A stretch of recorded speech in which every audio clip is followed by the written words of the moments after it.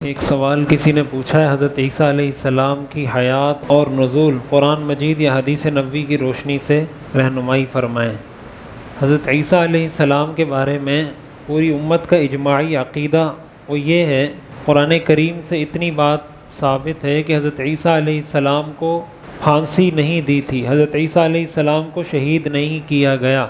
قرآن کریم میں آتا ہے وما قتلوہ وما صلبوہ ولکن شبہ لہم، ان لوگوں نے نہ حضرت عیسیٰ علیہ السلام کو قتل کیا نہ حضرت عیسیٰ علیہ السلام کو سولی دی، ان کو اشتباہ ہو چکا ہے۔ اور ایک جگہ قرآن کریم میں آتا ہے بل رفعہ اللہ الیہ، کہ اللہ نے حضرت عیسیٰ علیہ السلام کو اپنے پاس اٹھا لیا ہے۔ تو یہ مسلمانوں کا اجماعی عقیدہ ہے کہ حضرت عیسیٰ علیہ السلام کو اللہ نے زندہ آسمانوں میں اٹھا لیا ہے، اور قرب قیامت میں وہ دوبارہ اللہ تعالیٰ ان کو نازل فرمائیں گے۔ شام، ملک شام میں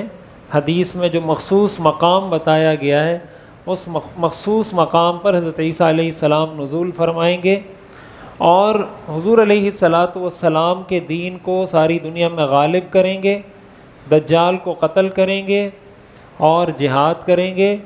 اور اس کے بعد حضرت عیسیٰ علیہ السلام اس دنیا سے رخصت ہوں گے۔ حضور علیہ السلام کے روضہ مبارک کے اندر ایک قبر کی جگہ خالی ہے۔ حضور علیہ السلام کے روضے میں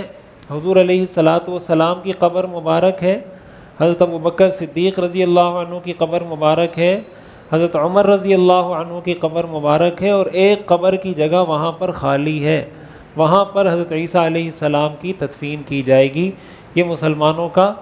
اجماعی عقیدہ